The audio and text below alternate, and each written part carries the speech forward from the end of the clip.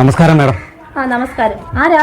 Madam, ഇവിടുത്തെ സാറിനെ ഒന്ന് കാണാൻ വേണ്ടി വന്നതാണ് മാഡം. ഈ ഒരു ഫയൽ ഒപ്പിട്ട് വാങ്ങിക്കുന്നതിനെ കരുതിയിട്ടാണ്. സാറിനെ ഒന്ന് വിളിക്കുമോ മാഡം? ഫയലൊക്കെ നോക്കുന്ന ഓഫീസിലല്ലേ?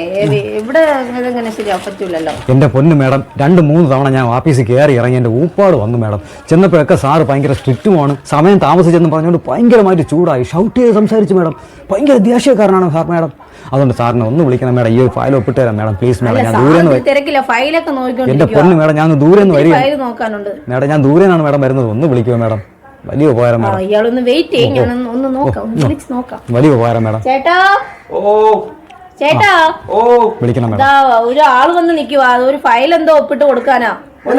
തലയ്ക്ക് വല്ല അസുഖമുണ്ടോ? ഞാൻ ഇവിടെ വളരെ തിരക്ക് പിടിച്ച് ഫയലൊക്കെ ഒപ്പിട്ടോണ്ടിരിക്കുന്നു. നീ ഒന്നിനും സമ്മതിക്കൂല. പോയിട്ട് പിന്നെ വരാൻ പറ. ചൂടാവണം.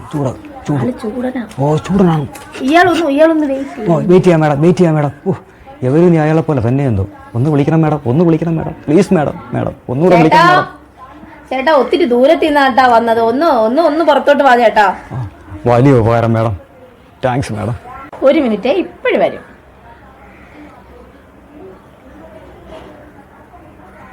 എന്താ വിളിച്ചത്?